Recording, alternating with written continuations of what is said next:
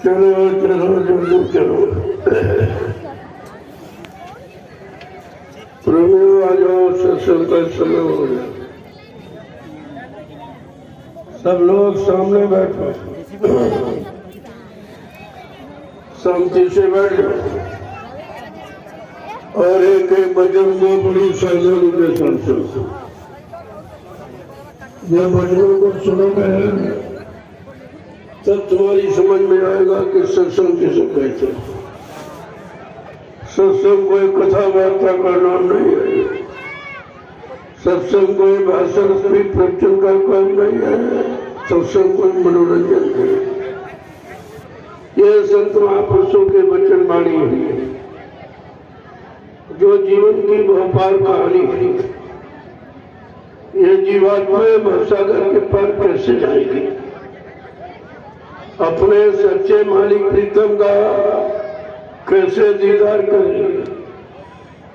प्रेमियों, इस युक्ति का नाम है सत्संग और मिलाने वाले को कहते हैं संत सद्गुरु। ये दोनों चीजें आपको समय से मिली लेकिन आपने उनकी कदर नहीं की। किसी पुण्य कर्म के कारण संत महापुरुषों के दर पे आप पहुंचे, लेकिन आपने उनकी कदर नहीं की, उनको जाना माना पहचाना नहीं। ये तुम्हारे जीवन का कितना बड़ा धोखा है, क्योंकि सद्गुरु दयाल की दया रुपए पैसे से मोल नहीं मिलती।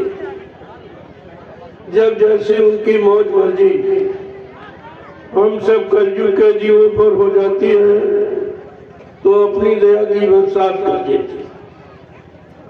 अब इनकी दया के बरसात में कितने लोग टिक पाते हैं, कितने छोड़ के लग जाते। इसको कहते हैं छटनी और कटनी।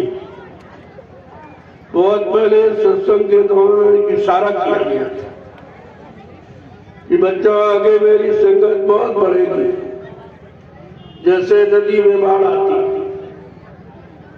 एक दिन ऐसे संगत बढ़ेगी, फिर बच्चा छटनी होगी और कटनी होगी। इस पर जो लोग नहीं मान पाए, बचनों को, इशारों को नहीं समझ पाए, तो कुदरत चटनी भी करेगी। ये सब आपके सामने हो रहा है।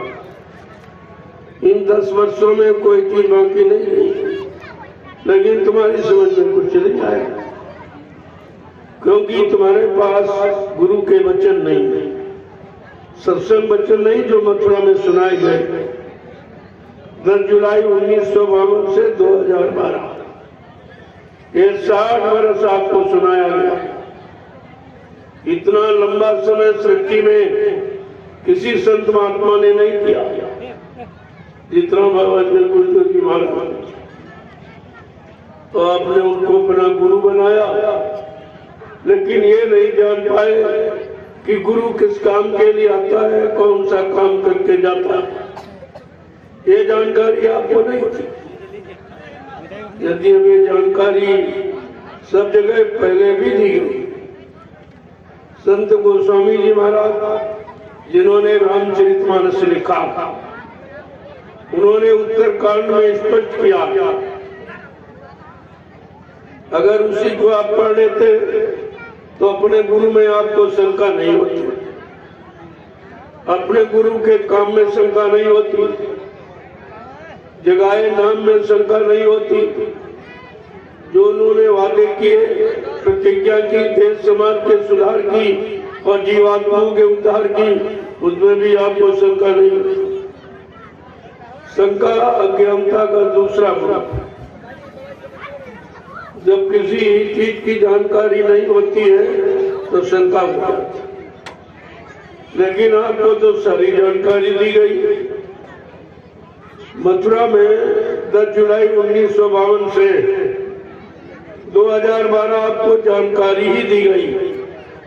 और बाबा जी ने हिंदुस्तान का कोई प्रांत, कोई जिला, तहसील, ब्लॉक, शहर, कस्बा, गली, गांव कुछ छोड़ा नहीं जहां पर चल के जानकारी न दी। इतना प्रचार किसी ने नहीं किया, इतनी मेहनत जीवों के लिए किसी ने नहीं की। और इतना बड़ा वादा जीवात्माओं के उद्धार कल्याण का किसी ने नहीं किया, लेकिन आपके समझ में कुछ नहीं आया। अगर आया होता तो आज संगत के ये हाल नहीं होते। सब दर दर की टोकरे खा ले, कोई इधर भग रहा, कोई उधर भग रहा, कोई उधर भग रहा, कहीं रास्ता नहीं मिल रहा, और जहां गए वहां कोई रास्ता है ही नहीं, वहां तो आपको कुछ मिलना नहीं। तो इसलिए ये समय की आवाज है, ये समय के वचन है। आपके परेशानी, मुसीबत, बीमारी, महामारी, कष्टों को दूर करने के लिए ये जय गुरुदेव आध्यात्मिक जन जागरण साकारा काफिला पूरे बिहार में भ्रमण करेगा। ये नैमिषारण जो सीतापुर उत्तर प्रदेश में जहां 88,000 ऋषियों ने तपस्या की, उस पावन पवित्र स्थान से ये काफिला चला और ये बनारस होता हुआ आपके रांची झारखंड पहुंचा। वहां एक सप्ताह आध्यात्मिक सत्संग देखे, काफिला वहां से रवाना हुआ। झारखंड के कुछ जिलों से होता हुआ आपके गया जिले यानी बिहार में प्रवेश कर दिया। तब से लगातार बिहार का दौरा करा और ये 2 महीने बिहार में रहे। लगभग सभी जिलों में ये जानकारी दे दी जाएगी कि आगे का समय बहुत खराब।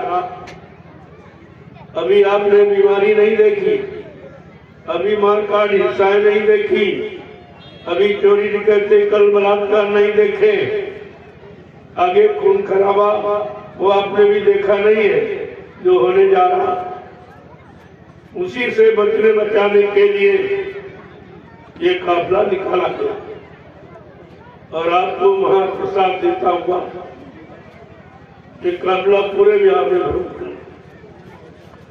आज तक हिंदुस्तान में किसी ने प्रसाद नहीं बांटा। इस तरह से घूम घूम कर सड़कों पर, दरवाजों पर, शहर कस्बों में गुहार लगा के, पुकार लगा के ये किसी ने आपके बचने बचाने का ये महाप्रसाद नहीं दिया जो आप दिया जाए। लेकिन आपकी समझ में कुछ नहीं आ रहा, तुम्हारी चिंता किसी को नहीं। अगर चिंता होती तो ऐसे मुसीबत के वक्त में कोई न कोई जरूर आता और आपको साहब गार्डन को लाता कि आप चिंता मत करिए, तुम्हारे लिए व्यवस्था बना। उसका प्रमाण आपके पास है। जो पिछले कोरोना था, जब कोरोना काल था, ना तो प्रधानमंत्री राष्ट्रपति ने कोई मदद कर पाई, ना मुख्यमंत्री ने।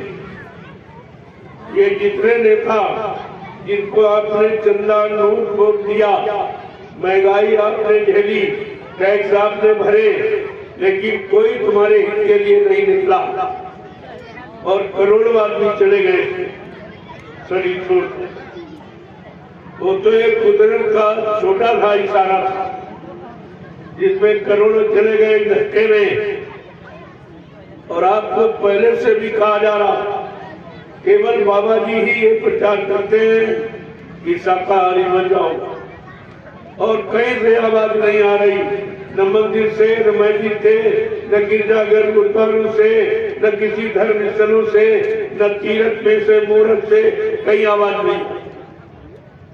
ये कोई नहीं बता रहा कि बीमारी क्यों आई, ये परेशानी क्यों आई, ये लड़ाई झगड़े पारस्परिक क्यों बढ़े, चोरी डकैती कर बलात्कार क्यों बढ़ा, ये कोई आपको बता नहीं रहा और न इसका कोई समाधान कर रहा। ये व्यवस्था कैसे ठीक हो? प्रेमियों, ये चिंता संत महापुरुषों को, क्योंकि ये देश संतों का, ये देश गुरुओं का है, ये देश अवतारी शक्तियों का है, ये देश ऋषि मुनि महात्माओं का है, ये नेताओं का देश नहीं है। न कभी पहले था और न आगे रहेगा। और आपने नेताओं को बीच में लाके क्या किया? 70 साल से मुसीबत और दुख तकलीफ झेल रहे हो, इन लोगों ने तुम्हारे लिए कुछ किया? जबकि इनका फर्ज है, तुमने जिस जनता से चंदा लिया, वोट लिया और नोट लिया और महंगाई वसूली और टैक्स वसूले, तो तुम्हारा फर्ज था कि भारत की जनता की मुसीबत को दूर करना, इनका फर्ज। लेकिन न कोई आया न कोई आएगा, क्योंकि ये समाधान किसी के पास नहीं। जो कुदरत नाराज हो गई, कुदरत की नाराजगी का इंतजाम किसी के पास नहीं कि कुदरत को कैसे खुश किया जाए। ये तो संत महात्मा जानते हैं कि कुदरत क्यों नाराज हो गई और उसे कैसे खुश किया जाए। जब कुदरत ने फैसला ले लिया कि हमारा समय आ गया, ये अच्छी सच्ची बात नहीं माने, न गीता की, न रामायण की, न भागवत की, न कुरान की, न बाइबिल की, न गुरु साहब किसी की बात नहीं मानी, न मंदिर मस्जिद गिरजाघर गुरुद्वार की बात मानी, न गंगा जमुना की बात मानी। तब ये कुदरत नाराज हो गई कि ऐसे मानने वाले नहीं, अब इन पर हम कोप करेंगे।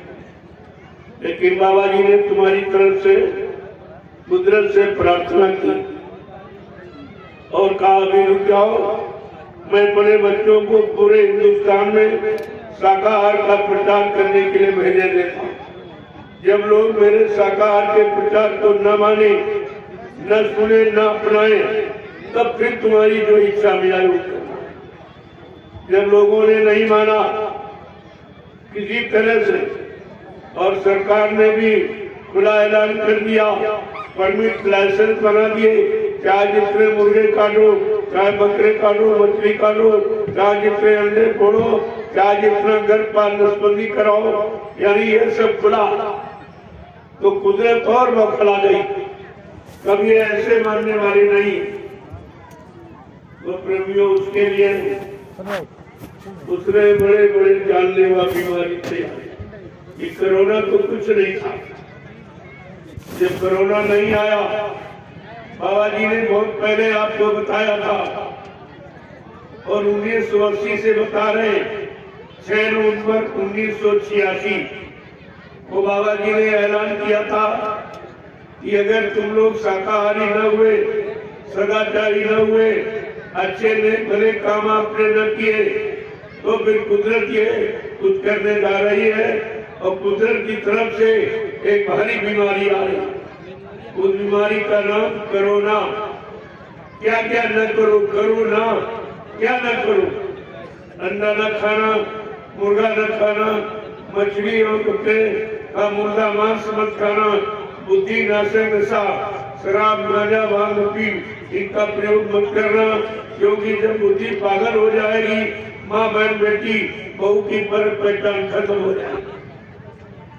आपके हित का, आपके भले का, आपके कल्याण का ये सारा आपको बताया बाबा जी ने, लेकिन तुमने एक भी बात नहीं। तो उन्होंने अपना हाथ हटा लिया, आपके सिर पर से अपना हाथ हटा लिया। ये वैसे नहीं मानेंगे, ये कुदरत की मार से माने और कुदरत की मार में सफाया हो जाएगा। बाबा जी ने पहले ही कहा, अगर तुमने संत महापुरुषों के इशारों को, वचनों को, संदेशों को न माना, तो भारी कोहराम बचेगा। गांव के गांव, मुल्क के मुल्क, शहर के शहर साफ हो जाएंगे। 12-12 कोस पर कोई एक चिराग जब तक नजर आएगा, इतनी जनहानि हो जाएगी और ये मकान इतने खाली पड़े रहेंगे, कोई रहने वाला दिखाई नहीं देगा। और आज आप एक एक की जमीन पे झगड़ा करते हो, क्योंकि तुमको भविष्य तो मालूम नहीं है कि आगे क्या होने जा रहा है, क्या होने वाला है, आपको कुछ नहीं मालूम। महात्मा कृपादर्शी होते, वो भूत वर्तमान को अपनी जगह से देखते बैठकर, और इसीलिए आपको आगे आने वाले खराब समय का यानी जानकारी पहुंचे देते कि बहुत आगे खराब समय आ रहा, आपको तो खून बरसता दिखाई दे रहा, इतनी जनहानि हो जाएगी उसका एक नमूना कोरोना ने आपने देखा। सबको नफरत हो गई, पत्नी पति को छूती नहीं, घर में रखना नहीं चाहती, देखना नहीं चाहती, न बाप बेटे को न बेटा बाप को देखना चाहता। ऐसी ये बीमारी आई, इतनी नफरत हो गई, कोई किसी को छूना और देखना और रखना पसंद नहीं कर रहा। लेकिन ये था व्यापार जो तुमको धोखे में रखा गया, ये क्यों नहीं दिखाया गया? इतना ज्यादा भय पैदा कर दिया गया कोरोना का कि कोई वो अपनी लाश को देख ही नहीं रहा, न पत्नी की लाश को, न पति की लाश को, न भाई की, न बाप, न भाई किसी की। और इन लोगों ने व्यापार कर दिया, उसने भी किडनी निकाली, किसी का लिवर निकाल लिया, किसी को और सब बेच दिया। एक एक किडनी 6 लाख रुपए की, ये व्यापार था। कोरोना कुछ मैंने इस पर कहा, नैमिषारण्य सद्गुरु धाम, मैंने कैलेंडर के साथ कहा कि हमारे यहाँ कोई कोरोना, हमारे सद्गुरु धाम में कोरोना आ ही नहीं सकता। उसकी हिम्मत नहीं कि कोरोना यहाँ जाए। क्यों? ये बीमारी कहाँ जाती है? जहाँ लोग गंदा खान पान करते और गंदे कर्म करते, बीमारी वहां जाती। हमारे सद्गुरु धाम में कोई मांसाहारी नहीं, कोई शराबी नहीं, कोई जाता ही नहीं। तो ये लोगों ने देखा, और मैं 3 महीने लगातार, जब तक लॉकडाउन लगा रहा और सब मंदिर मस्जिद बंद हो गए, सबके स्पीकर बंद हो गए, कोई बोल नहीं सकता, आवाज नहीं निकाल सकता, मैं सद्गुरु धाम से बराबर संदेश आपको देता रहा। एक दिन भी मैंने विराम नहीं लिया। मैं अपने सद्गुरु धाम से 3 महीने मैंने भोजन बंटवाया, और आस पास के गाँव में आश्रम के फार्म से इतनी सब्जियां बंटवाई जो कोई नहीं कर सकता। ये सब जानते हैं हमारे काम को। हमसे तो किसी ने नहीं कहा कि आपका आश्रम खुला है, क्यों खुला है? सब तो बंद हो गए हिंदुस्तान में, सबको बंद कर दिया गया। हमसे तो किसी ने, बल्कि कुछ लोगों ने शिकायत की, तो उनका अधिकारियों ने कहा कि वहां की बात मत करो, तुम्हारे मंदिर मस्जिद गिरजाघर गुरुद्वारों में सब शराबी कबाबी पूजा करने आते, लेकिन सद्गुरु धाम में कोई मांसाहारी प्रवेश नहीं करता। उनके यहाँ उनके मिशन का ही आदमी जाता, दूसरे मिशन का भी आदमी नहीं जाता। वो ऐसा संप्रदाय है, वो ऐसा मिशन है, वो ऐसी संस्था है जो हिंदुस्तान में आपको कहीं नहीं मिलेगी। ये तो लोगों ने बिगाड़ कर दिया। न तो ये 45 करोड़, ये मतलब यानी नामदानी है सिर्फ दिल्ली के पास नहीं, न इतना बड़ा जन समर्थन राजनीतिक नेता पार्टी के पास, और न किसी महात्मा गांधी से। इतना बड़ा जन समुदाय बाबा जी ने इतने दिनों में तैयार किया। 60 वर्षों, 60 वर्ष की कमाई थी, जो 45 करोड़ जीवों को सतपथ के रास्ते पर लाते खड़ा। जो डकैत थे, चोर थे, कतरी थे, जुआरी थे, शराबी थे, उनको मारा पकड़ा था और वो भगवान का भजन थे। इतना बड़ा परिवर्तन कोई कर ही नहीं सकता। और उनकी आवाज है कि मैं परिवर्तन करने आया हूँ, परिवर्तन करके ही जाऊंगा।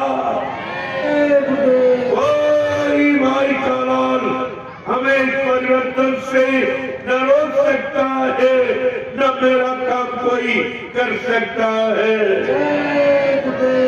प्रेमियों, ये आवाज है और ये आवाज सिद्ध होके रहेगी। इसको न कोई बंद कर सकता है, न कोई काट सकता, क्योंकि ये रात किसी को मालूम नहीं है कि परिवर्तन किसे कहते और परिवर्तन किसके द्वारा होता। बाबा जी ने तो ये आपको पहले बताया कि परिवर्तन गरीबों से और झोपड़ियों से होगा। ये महलों से, फ्लैटों से, बंगलों से परिवर्तन नहीं, वो सब भोगी भोग विलास के स्थान है। वहाँ कोई साधना भजन योग करने वाला नहीं, ये सब भोगी है। ये भोगियों से धार्मिक धरा पर परिवर्तन नहीं होता। हमेशा सत्य, ईमानदार, त्यागी, तपस्वी और चरित्रवान, शाकाहारी, सदाचारी, ब्रह्मचारी ऐसे लोगों से भारत में परिवर्तन हुआ और होगा। ये नहीं अध्यक्षों से, मंत्रियों से, नेताओं से, वक्ताओं से परिवर्तन नहीं। हमारे देश में नेता संदेह नहीं था। यहाँ तो भगवान राम और कृष्ण की राजनीति रही। भगवान ने यहाँ पर राजनीति कराई। इंसान की बात तो छोड़ दीजिए। इतना ये फ्री देश भगवान को इन्होंने स्वतः शासन की बात को अपने हाथ में ली और लोगों को सिखा दिया कि राजनीति किसे कहते हैं, धर्म नीति किसे कहते हैं, सत्य नीति किसे कहते हैं, प्रेम नीति किसे कहते हैं, न्याय नीति और सुरक्षा नीति किसे कहते हैं। सारी नीतियों का भंडार दे दिया, लेकिन ये लोग फिर भी नहीं समझ पाए। कोई नीति नहीं अपनाई। श्री राम के नारे तो लगा रहे, वो केवल चंदा वोट लेने के लिए, बाकी श्री राम का एक भी काम नहीं। श्री राम के राज्य में तो विकी भौतिक तापा और राम राजी काबू नहीं व्यापा। भगवान राम के राज की राजनीति कहती है किसी को किसी तरह का दुख नहीं। आज नेताओं के राज में किसी तरह का सुख नहीं, बिल्कुल उल्टा। इनकी राजनीति बिल्कुल उल्टी हो गई और आप देख भी रहे हो, परेशान भी। ये सब हो रहा तुम्हारे सामने और तुम भुक्तभोगी भी हो, लेकिन समझ नहीं पा रहे हो कि आखिरकार ये बर्बादी कहां से हुई और ये संबंध लोगों के अंदर परेशानियां, बीमारियां, ये महामारियां किधर से आ गई। ये पारंपरिक लड़ाई झगड़े ये कहां से हो गए। ये प्रेम प्यार मोहब्बत सेवा दिया सदाचार ये परमात्मा की आज्ञा कहां चली गई। मानव के मन मस्तिष्क से माँ, बहन, बेटी, बहू की पहचान कैसे खत्म हो गई। किसी का इस पर ध्यान ही नहीं, न कोई नेता न कोई महात्मा, कोई पर ध्यान नहीं दे रहे कि परिवारों का, समाजों का और देश का और लोगों का ये विनाश क्यों हो रहा, परेशानी क्यों आ रही, इस पर किसी का ध्यान नहीं और आपको भी विचार नहीं करना। महात्मा एक तरफ से बता रहे, उस पर आप ध्यान ही नहीं देते। बाबा की लगातार पूरे हिंदुस्तान में हर मोड़ पर आपको सचेत किया, चाहे राजनीतिक मोड़ हो चाहे धार्मिक मोड़ हो, सब पर आपको सचेत किया, आपको यानी चिताया और जगाया, होश में खड़े हो जाओ। लेकिन तुमने उनकी एक भी बात नहीं मानी। अब आप परेशानी में चले गए, रोने धोने में चले गए। तुम्हारा कोई रोना बंद नहीं करा सकता और बढ़ जाएगा। आगे ऐसा समय आ रहा कि सबको रोना पड़ेगा, चाहे धनी हो चाहे गरीब हो। और वैसे भी दोनों वर्ग परेशान है। इन दोनों वर्गों से समाज का निर्माण हुआ, एक गरीब एक अमीर, और दोनों परेशान है। गरीब परेशान गरीबी के कारण, अमीर परेशान व्यवस्था खराब होने के कारण। वो सोचता रात में हमारी कहीं चोरी न हो जाए, कहीं डकैती न पड़ जाए, कहीं मेरा कत्ल न हो जाए, कहीं मेरा अपहरण न हो जाए। अभी तो और परेशान, उसकी जीत की रोटी और आपकी नींद हराम। तो बताइए, जो देश जो समाज दो वर्गों से बना, आज वो दोनों वर्ग परेशान, इस समाज में बचा क्या? आप इसको समाज मानते? समाज जो सब प्रकार से मजी साफ सुथरी समाज का दूसरा, जिसमें पारंपरिक सामंजस्य, उसे समाज कहते। हिंदू समाज के बारे में कुछ नहीं जानते। ये लूटपाट भी कोई समाज है? ये झूठ बोला और छल बेईमानी और धोखा ये कोई समाज है? गंदा खान पान और गंदा कर्म करना ये कोई सच्चे समाज का कर्म है? तुम भी तो नहीं समझ रहे हो। कि समाज की परिभाषा क्या, समाज किसे कहते हैं, समाज किससे मिलकर बनी, यही संत महापुरुष आपको समझाते हैं। आप उनकी बात नहीं माने तो समय खराब आ गया है, इतना खराब समय आगे आ रहा कि आप अपने आप को बचा नहीं पाएंगे।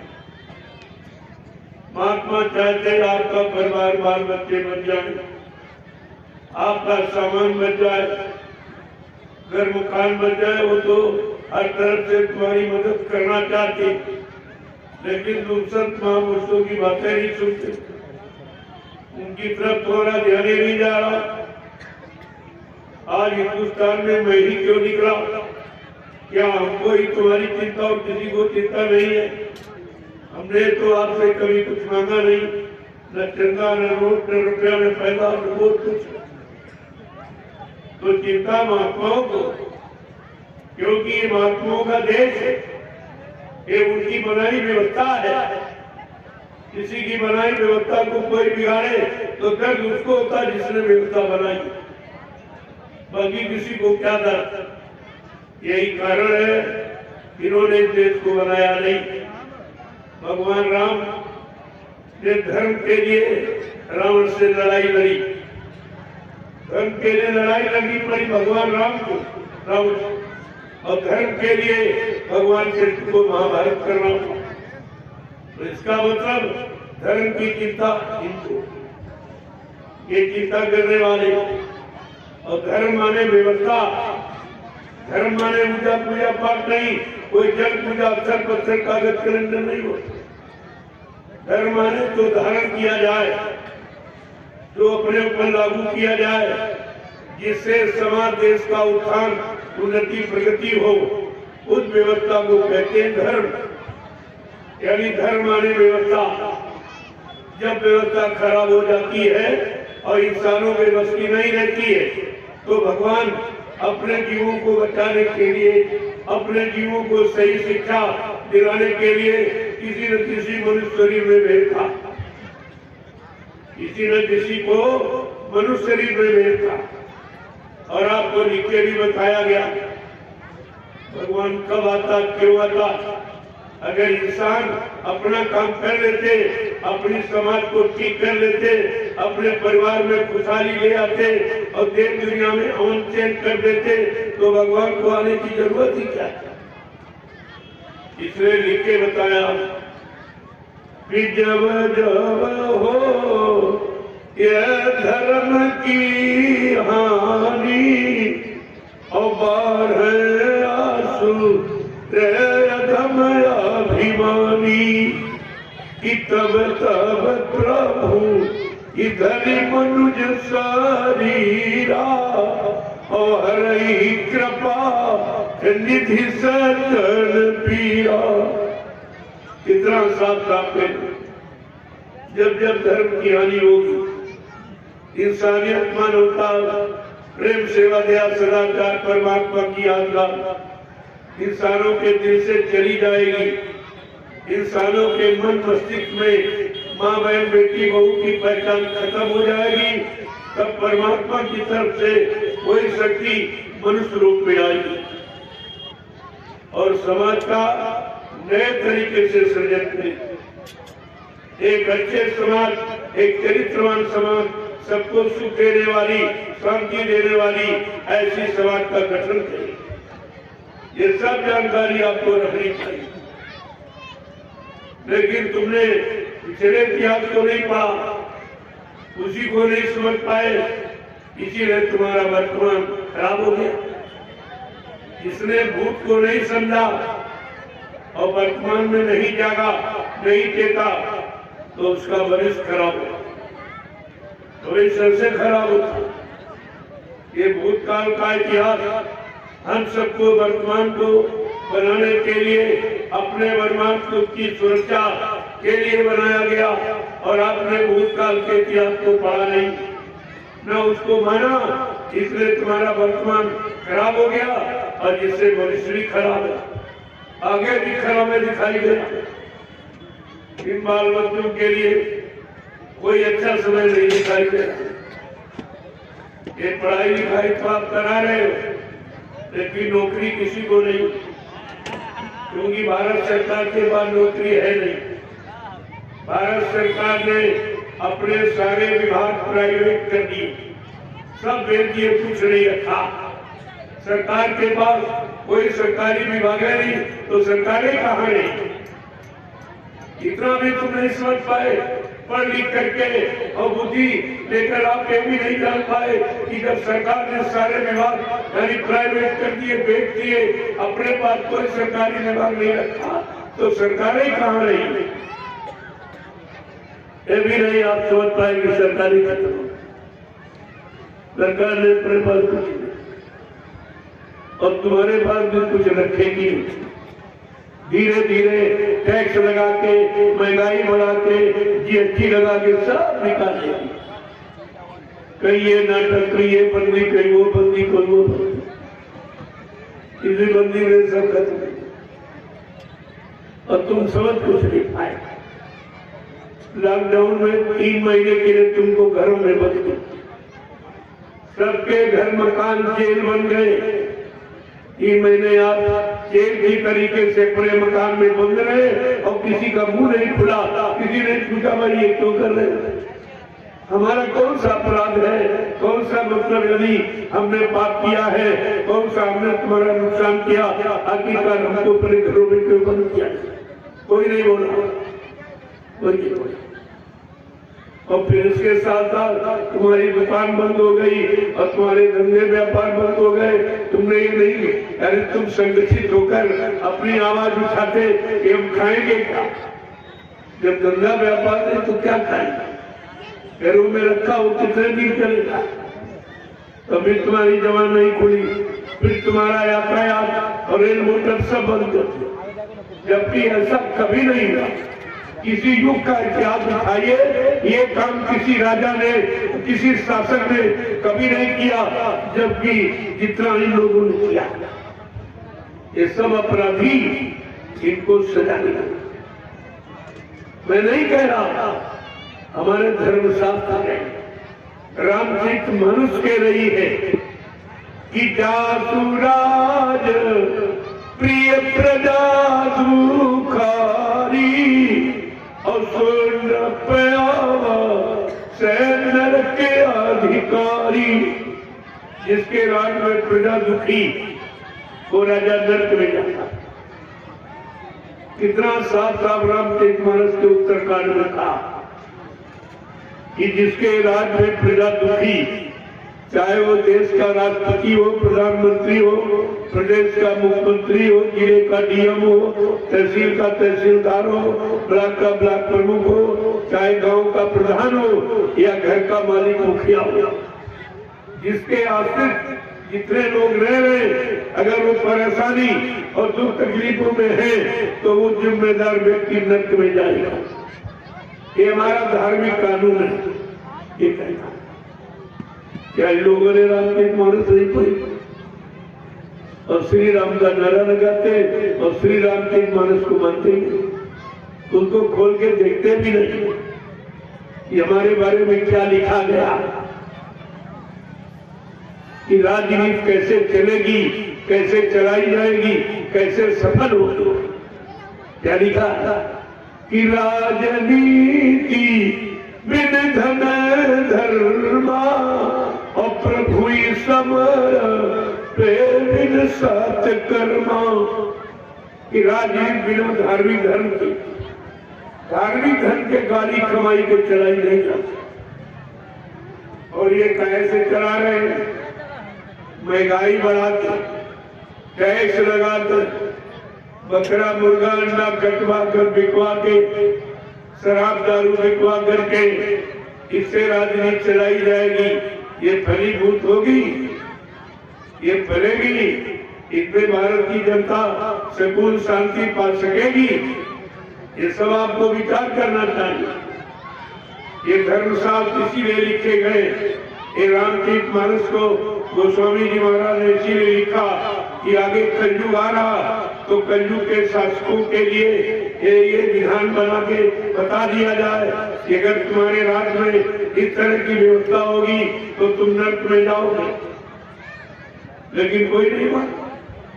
रामायण को मानते नहीं, रामायण की नहीं मानते, राम को मानते, राम की नहीं मानते, मंदिर को मानते लेकिन मंदिर की नहीं मानते। कि बनवाया क्यों गया, इसकी शिक्षा क्या, इसका लक्ष्य उद्देश्य क्या, इसको कोई नहीं जानता।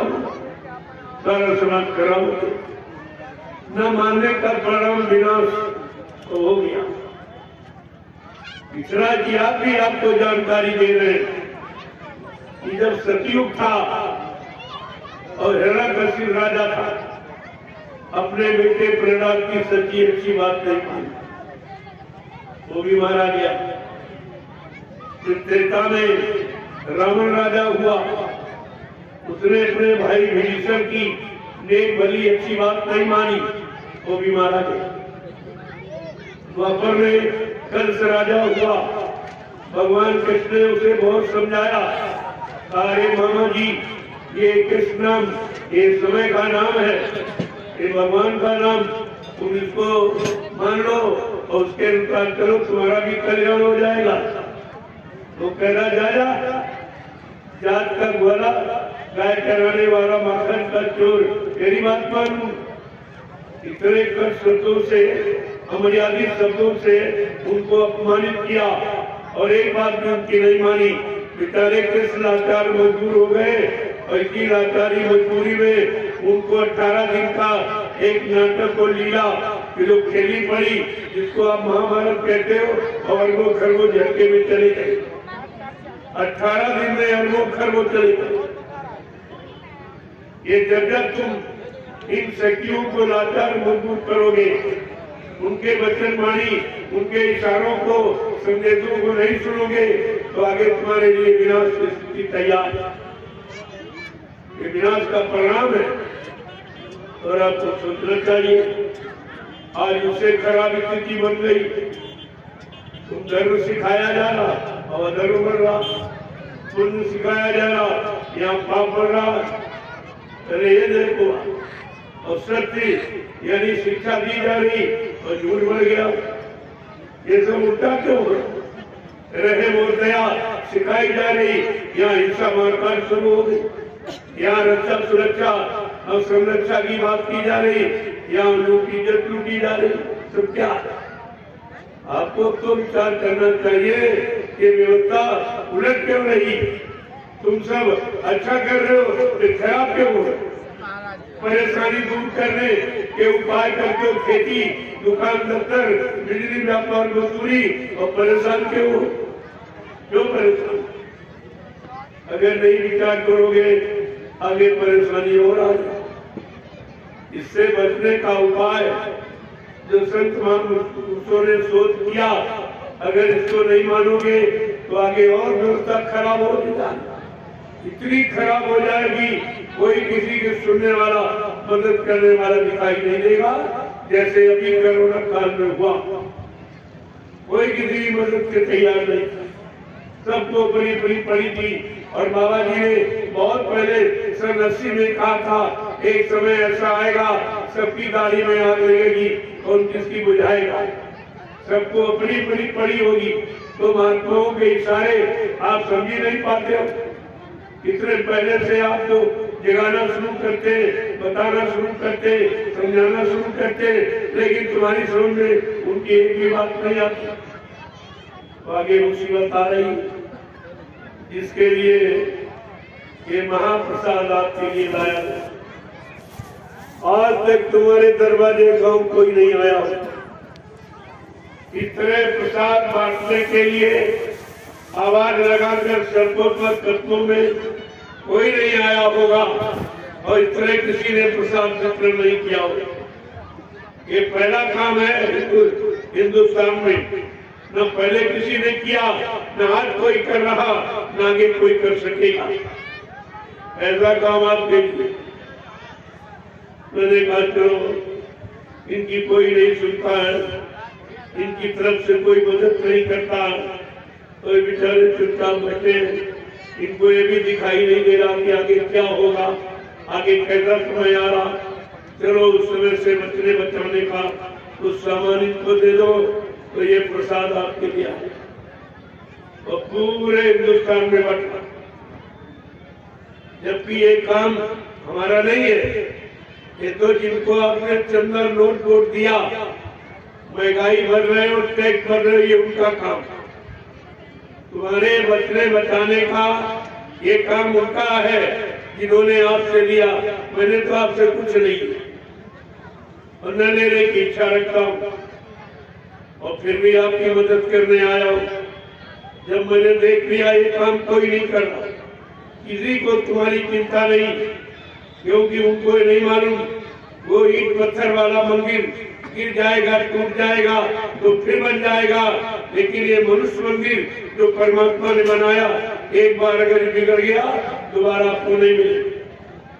उनको इस मनुष्य शरीर के बारे में जानकारी है, मनुष्य मंदिर की महिमा वो जानते हैं। इस मनुष्य मंदिर में जो चेतन जीवात्मा परमात्मा की मूर्ति बैठी है उसके बारे में वो भली भांति जानते हैं।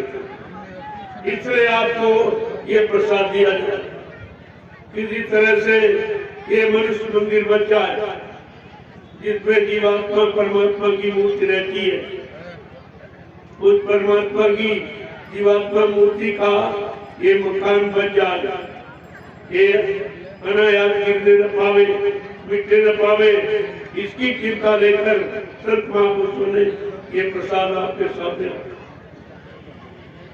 और आपको ये दे रहे, ले लीजिए, ले लीजिए और बदले में आपसे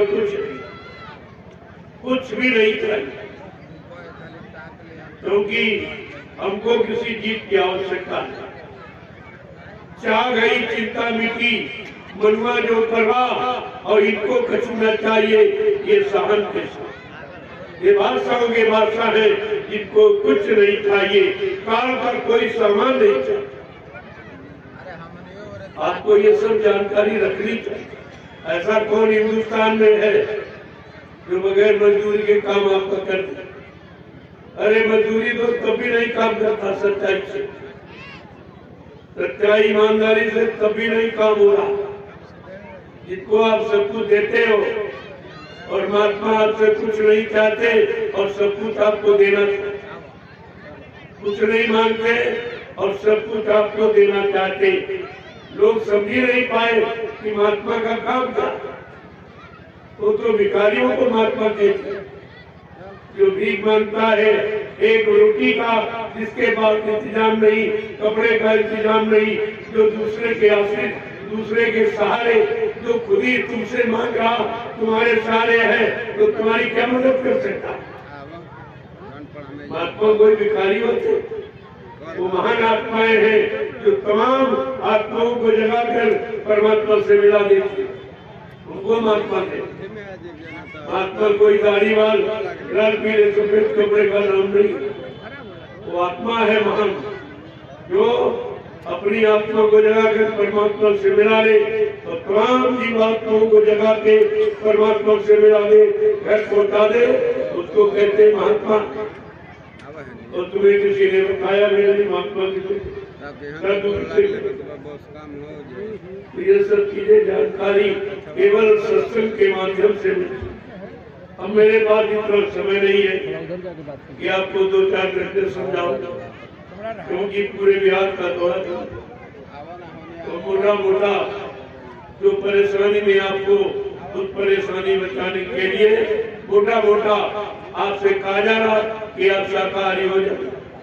अगर कुदरत की मार से बचना चाहते हो तो सब परिवार शाकाहारी हो जाइए, हमारी प्रार्थना स्वीकार कर। ये आपके लाभ का, शाकाहारी बनने में कोई खर्चा नहीं, बल्कि जो तुम धन इस गंदे खान पान में बर्बाद करते हो, तुम्हारा धन बच जाए, वो बाल बच्चों की पढ़ाई लिखाई के काम आवे, शादी ब्याह में काम आवे, घर मकान बनाने में काम आवे।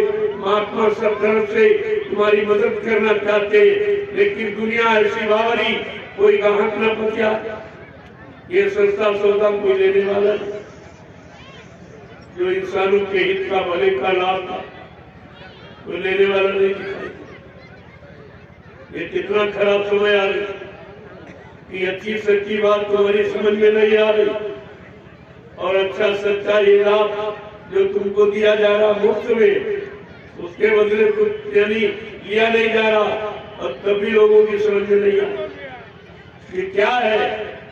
विनाशकाले विपरीत बुद्धि, जब जिनका विनाश होने को होता है उनको अच्छी सच्ची बात अच्छी नहीं लगती, वो अच्छी सच्ची बात सुनता ही नहीं। अगर सत्संग में आ भी जाएगा तो उसकी समझ में नहीं आएगा। इसीलिए तो लिखा गया कि जहाँ कथा होती है कि वहाँ न रुचि लागे नर की, या सोवे या बातें करे इधर उधर, ये काम आते करोगे, क्योंकि वो वचन तुम्हारे कान में जा ही नहीं, तुम्हारे अंदर अभी स्थान नहीं बना, जगह नहीं बनी कि सत्य वचनों को आप ठहरा सकते, या इसके मुताबिक तुम अपना कोई काम बना सकते।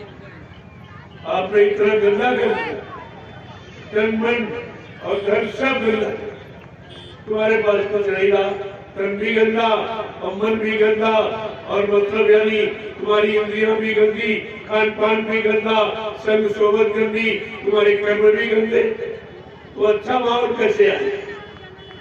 चाहते तो आप सब हो कि अच्छा परिवार मिले, अच्छी पत्नी मिले, अच्छा पति मिले, अच्छे बेटे हो, अच्छा व्यापार धंधा खेती चले, लेकिन कभी ये सोचते हो कि अच्छे कर्म भी करे, अच्छा खान पान भी करे, क्योंकि बगैर खान पान की अच्छी सोच तुम्हारे अंदर आ नहीं सकती, अच्छे विचार तुम्हारे अंदर पैदा नहीं हो सकते, क्योंकि भारत देश का ये नियम है, जैसा करो आहार वैसे बने विचार, जैसा खाओ अन्न वैसा बने तन मन, जैसा पियो पानी वैसी हो बेवानी। ये धार्मिक देश मजहबी मुल्क के लिए ये नियम कानून लागू, और आप उसके मुताबिक नहीं चलते। जैसे यहाँ मानव समाज के लिए नियम कानून बने, कोई गलत काम करोगे कानून लगा के तुमको जेल में डाल दिया जाएगा, ठीक इसी तरह ईश्वरी विधान भी है, ईश्वरी कानून बने हुए, या आप क्या क्या करोगे तो कैसी कैसी सजा मिलेगी, कैसे कैसे शरीरों में जन्म होगा, कैसे कैसे नरकों में जाएंगे, फिर नरकों की मार आपको खानी पड़ेगी, उधर ईश्वरी कानून में भी है। ऐसा नहीं कि उधर भी होगी। अब आपको ना इधर का मालूम न उधर का मालूम, तो दोनों तरफ आप नुकसान, न लौकिक न पारलौकिक, न भौतिक न आध्यात्मिक, न जिस्मानी न नूरानी, न अंतर्मुखी न बहिर्मुखी, आपको तो कुछ नहीं मालूम, ऐसे जिंदगी जी रहे हो। ये तो पशुवत जीवन है, क्योंकि आपको किसी ने बताया नहीं कि मनुष्य शरीर परमात्मा ने क्यों दिया, किस काम के लिए, जबकि उसके पास 4,84 लाख जिस्म शरीर है। मनुष्य शरीर आपको क्यों दिया? अरे भाई पशुओं में देता, पक्षियों में दे देता, जानवरों में, हर कीड़े मकोड़ों में किसी में जन्म दे सकता। ये मानव शरीर एक चांस अवसर मौका आपको मिला, ये कभी कभी हर वेश नहीं मिलता जो आप सोचते होगे कि अब की बार मिल गया फिर मिल जाएगा। तो इसीलिए इस शंका के समाधान के लिए गोस्वामी जी महाराज ने रामचरित मानस पे उत्तरकांड लिखा और साफ बताया कि कबहू के कारी करुणा नर देहि और देतई से बिन हेतु सनेई। कभी कभी करुणा निधान कृपा दिला मेहरबानी करके ये मानव अनमोल मंदिर हम सबको दे देगा। इसके लिए परमात्मा से मिलने के मनुष्य शरीर में जब जीवात्मा आएगी वो जीवात्मा परमात्मा से मिल सकती, उसको मिलने का अधिकार है और किसी शरीर में नहीं। बोला पैसा क्यों? कोई शरीर एक तत्व का, कोई 2 तत्व का, कोई 3 तत्व का, कोई 4 तत्व का, लेकिन मनुष्य शरीर 5 तत्वों से भरपूर है। चित जल पावक गगन शरीरा, पंच तत्व रचित शरीरा, जल पृथ्वी अग्नि वायु आकाश 5 मसालों को मिलाकर और विचित्र कारीगरी से पर भगवान ने ये मनुष्य मंदिर बना के तैयार किया। ये भगवान का बनाया और ईंट पत्थर वाला इंसान का बनाया। अगर भगवान ने ये मनुष्य मंदिर न बनाया होता तो ईट पत्थर वाला कौन बनाता? ये भी बोल गया, ये भी तुम्हारी समझ में नहीं आया कि वो इंसान का बनाया, ये भगवान का बनाया। तो भगवान अपने वाले में रहेगा कि तुम्हारे वाले? तुम्हारे ईट पत्थर वाले में कभी आया या है या आगे आएगा? इतना भी तो जानकारी तुमको नहीं है। पत्थर के सब इटारे फंस गए, किसी को नहीं मालूम। अरे इतने दिन तुमको पूजा करते हो गया, या जो पंडा पुजारी पूजा करे उससे पूछो कि तुम कितने साल से पूजा करो। जिसकी पूजा करे वो मिला, उसने कुछ कहा, कुछ आशीर्वाद, कुछ श्राप तुम्हें दिया, कुछ सलाह मतलब यानी कर्मों की कुछ बताई, तो आपको जानकारी हो जाती। जब वो 20 साल से पूजा कर रहा और उसको नहीं मिला, तुम 1 घंटे के लिए गए, तुम्हें कैसे मिल जाएगा? लेकिन किसी ने नहीं पूछा। जग अंधा पुण्य अंधा, ताते मच गई अदा धुंधा। यहाँ तो अदा धुंध मची, भगवान के नाम पर, पत्थर के नाम पर, मंदिर के नाम पर, गंगा जमुना के नाम पर, रामायण गीता भागवत पुराण के नाम पर लूट और कोई इस पर ध्यान देने वाला नहीं। ये लूट हो रही है, इस पर किसी का ध्यान नहीं जाता। तो तुम कहां से ज्ञानी हुए, कहां से बुद्धिमान हुए, कहां से पढ़े लिखे आपको माना जाए? न तुम समझ पाए हो, न किसी को समझा पाए, न तुमने कभी सीखा, न सही सच्चा रास्ता किसी को आपने बताया। जब तुम्ही को नहीं मालूम, तुम दूसरे को क्या बताओ? इसलिए महात्मा हमेशा जगाने का काम करते, आज भी जगा रहे। जब जब आप सो गए, तब तक लोगों ने तुम्हारे सोने का लाभ उठाया। जब तुम सो गए थे तो मुसलमानों ने 350 वर्ष रात तुम्हारी पर राज्य किया, ये इतिहास। फिर तुम सो गए तो मुट्ठी भर अंग्रेज आए, जिन्होंने 200 वर्ष तुम्हारे पर राज किया, ठोक के तुम कुछ नहीं कर पाए। और फिर तुम सो गए तो 70 साल से राज हो गए। आपको कब होश आएगा? कब आप जागेंगे? कब चेतेंगे? कब अपने आप को समझेंगे कि हम क्या है? ये बात समझ में नहीं आ रही। इसलिए ये जन जागरण है, ये आध्यात्मिक जन जागरण और शाकाहारी बनने का ये निर्देश है। इसलिए आपसे पुनः जागरण की प्रार्थना की जा रही है। नींद त्यागो जरा आँख खोलो,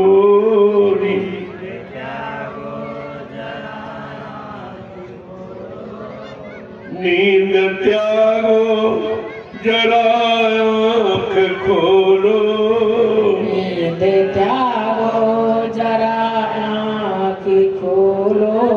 कब तलक यूं ही सोते रहोगे, कब तलक यूं ही सोते रहोगे। पाप गठरी पटक दो जमी पर, पाप गठरी पटक दो जमी पर।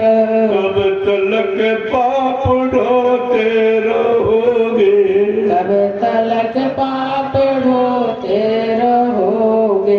ये जागरण आध्यात्मिक है, इसलिए जगाया जा रहा। अनंत जन्मों के पापों का गट्ठर जो अपने सिर पे बांध के रखा है, अब उस गट्ठर को उतारने वाला आ गया, उसे उतार लो। फिर ये अवसर मौका आपको बार बार नहीं मिलेगा। कितनी बड़ी बात आप कही, जो किसी ने नहीं किया।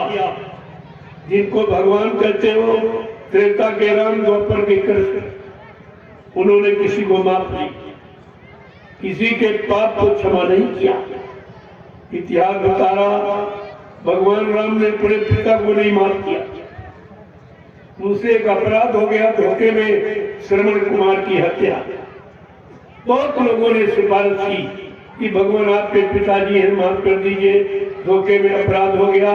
भगवान राम ने कहा नहीं, मैंने कर्मों के आधार पर विश्व की रचना की कि कर्म प्रधान ने विश्व रची राखा और जो जस करी ये तस फल चाखा। का मैंने कर्मों के आधार पर ये विश्व की रचना की, जो जैसा कर्म करेगा मैं वैसा उसको फल दूंगा, अच्छे का अच्छा और बुरे का बुरा। न मैं किसी कर्म को खत्म कर सकता हूँ, न काट सकता हूँ, न अदला बदली कर सकता हूँ, बस तुमने भी नहीं पढ़ा कि भगवान राम ने क्या कहा। रामचरितमानस में गोस्वामी जी महाराज ने यही उत्तरकांड में लिखा कि भगवान राम ने खुद कहा, ऐ काल के जीवो, मैं महाकाल के हुक्म से काल नगरी में आया।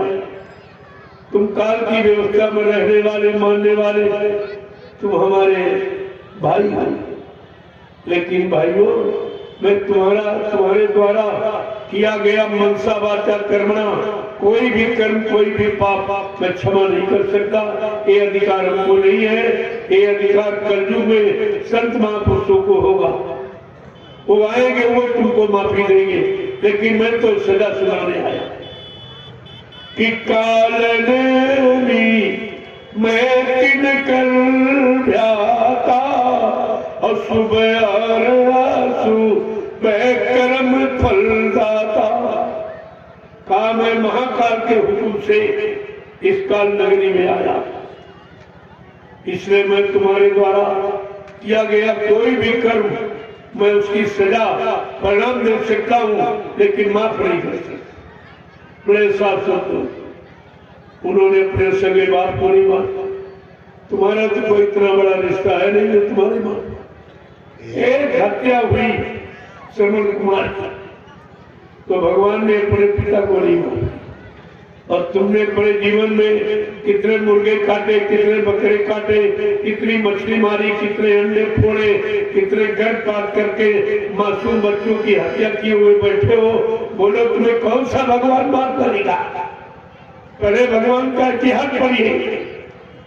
भगवान ने कुंभकर्ण को नहीं माफ किया, जबकि उसकी महिमा लिखी, कुंभकर्ण सबरी बलवंता, कुंभकर्ण के समान कोई धरती पर बलवान नहीं, लेकिन भगवान राम ने माफ नहीं किया क्योंकि वो शराब पीता था, मांस खाता था। क्या कुंभकर्ण के वध के बारे में आपने कोई शिक्षा ली है? जब भगवान राम ने कुंभकर्ण का वध केवल शराब पीने के कारण, मांस खाने के कारण वध किया, तो तुम सब वध करने का भी। अब तो पूरा देश उसी खान पान में फंसा है।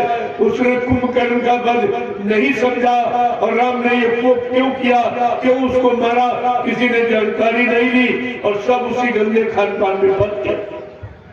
अगर आज राम का कानून लगा दिया जाए तो समाज परिवारों में रहने वाले तुम कितने लोग बचोगे? तुम सब शराबी कबाबी हो, तुम तो किसी बात को मानते ही नहीं हो। भगवान राम की तीसरी घटना बाली का वध। ये सुग्रीव को मित्र बना करके फिर बाली को संघारा है। एक भाई को मित्र बनाया, एक का वध कर रहे। वैसे नहीं, कानून बनाते बगैर धारा की सजा नहीं दी जाती। उन्होंने पहले धारा बना दी, क्या कहा कि अनुज बधू भगनी सुत नारी और सुन साठ ये कन्या समचारी, इन्हें कुदरा पिलो के जोई और ताये बधे कछु पाप न होई। इतना साफ साबे रामचरितमानस कह दी। अनुज बधू, अनुज माने छोटे भाई की स्त्री बहू के समान होती, और भगिनी माने भाई, भगिनी माने बहन, भगिनी सुतरानी और बहन के लड़के की स्त्री भी बहू के समान होती, और कुंवारी कन्या, ये चारों निजी कन्या के समान है। इन पर कोई बुरी नजर डाले या इनके चरित्र को बुरी दृष्टि से खराब करने की कोशिश करे, ऐसे इंसान का अगर वध कर दिया जाए तो भगवान राम कहते कोई पाप नहीं। ये भगवान का कानून बता रहा हूं, ये रामचरितमानस के हैं कि आपकी समझ में आया भी था। ये तो इस अपराध से सब बंद की, सभी अपराधी नारी समाज पर दृष्टि पड़ते ही तुम्हारा मन खराब हो जाए। इतना खराब देखने से खराब है, करने से कितना खराब होगा, कितना बुरा परिणाम होगा उसका, कितने बड़े नरकों में जाना पड़ेगा। ये तो होश ही नहीं अभी आपका, ये होश का तुम तो ये सब बेहोशी में कर रहे। और आगे भगवान राम ने क्या कानून बनाया, इतने में नहीं शांत हुई, आगे और कहने क्या कहने, बड़े साफ साफ। लेकिन आप जो कुछ जानते ही नहीं हो, कभी खोल के उत्तरकांड करते ही नहीं हो कि हमारे लिए क्या शिक्षा है, हमारे लिए क्या ज्ञान है, हमारे लिए क्या रास्ता है, कभी आप नहीं कहते। तो स्वामी महाराज ने सब कुछ लिखा। उन्होंने मानव जीवन को सुख शांतमय बनाने के लिए सब कुछ लिख दिया। अगर वो सब आप अपना लेते, अपने जीवन में उतार लेते, तो आपके जीवन में सुख शांति होती। कोई दुख, कोई तकलीफ, कोई बीमारी, महामारी तुम्हारी करीब आ नहीं सकती। लेकिन आपने कुछ नहीं माना, कुछ नहीं माना, और धीरे धीरे आप सबसे भी चले, समझ में कुछ नहीं आया। और समझाने वालों ने वो पाठ नहीं पढ़ाया जिससे तुम्हारा कल्याण हो, उन्होंने वो पाठ पढ़ाया जिससे उनका कल्याण, उनका भला हो, उनको लाभ मिले, वो आपको सिखाया, बताया। लेकिन वो नहीं बताया जिससे तुम्हारा कल्याण हो। ये तो आपको सोचना चाहिए। तो इसीलिए समझने की चीज है, समझ लोगे काम बन जाएगा, नहीं समझोगे तो फंस जाओगे। और हम तो एक घंटे के लिए आए, मानो न मानो खुशी आपकी, हम मुसाफिर हैं, कल अपने घर जाएंगे। हम कोई मनवाने थोड़ी आता है, याद कराने आए। तुम्हें मनाने के लिए कुदरत पीछे खड़ी तैयार खड़ी, वो तो इंतजार देख रही कि संत महापुरुष अपने वाणी को विराम कब दे दे। जैसे वाणी को विराम दे देंगे, ये प्रसारण बंद हो जाएगा, कुदरत नंगा करेगी, जिसमें आपको अपने आप को बचाना बड़ा मुश्किल हो जाएगा। ये सब चीजें आपको ध्यान में रखनी चाहिए। जय गुरुदेव। इसलिए आपको ये जय गुरुदेव आध्यात्मिक जन जागरण कराया था। नींद त्यागो जरा आँख खोलो, नींद त्यागो जरा आँख खोलो, कब तलक यूं ही सोते रहोगे, कब तलक यूं ही सोते रहोगे। पाप गठरी पटक दो जमी पर, पाप गठरी पटक दो जमी पर, कब तलक पाप ढोते रहोगे, कब तलक पाप ढोते रहोगे। रूप प्रभु का गुरु ने बनाया, रूप प्रभु का गुरु ने बनाया, जिसको बिरला कोई जान पाया, जिसको बिरला कोई जान पाया। यह सत्य का ज्ञान ले लो, ले रहे सत्य का ज्ञान ले लो, बट रहा सत्य का ज्ञान ले लो, बट रहा सत्य का ज्ञान ले लो।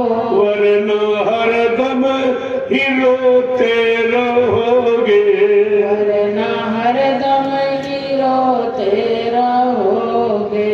नींद त्यागो जरा आँख खोलो, नींद त्यागो जरा आँख खोलो। अब तलक यूं ही सोते रहोगे, अब तलक यूं ही सोते रहोगे। पाप गठरी पटक दो जमी पर, पाप गठरी पटक दो जमी पर। अब तलक पाप ढोते रहोगे, तब तलक पाप ढोते रहोगे। वेद प्रभु का गुरु ने दिया है, वेद प्रभु का गुरु ने दिया है।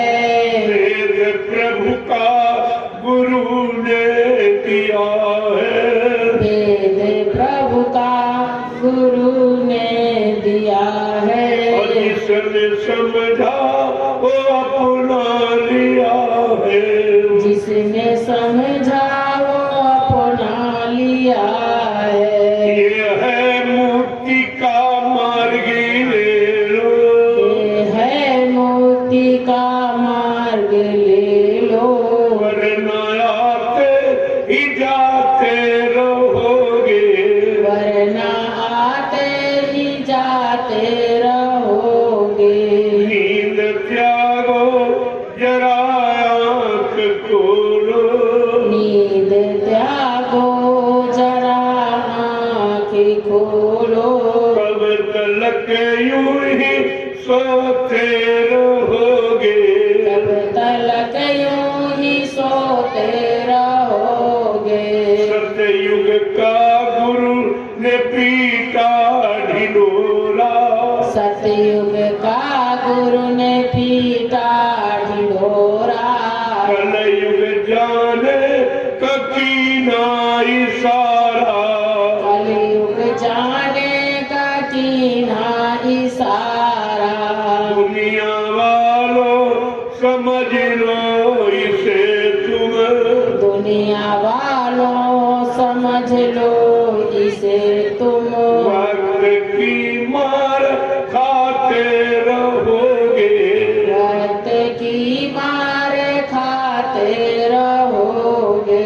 तुम हो चंद रोजा मुसाफिर, तुम हो चंद रोजा मुसाफिर। कोई रहने न देगा यहाँ पर, कोई रहने न देगा यहाँ पर। इनको अपना बनाया है तूने, जिनको अपना बनाया है तूने। इनको अपना बनाया है तूने, जिनको अपना बनाया है तूने। कोई तुमको न अपना कहेंगे, कोई तुमको न अपना कहेंगे।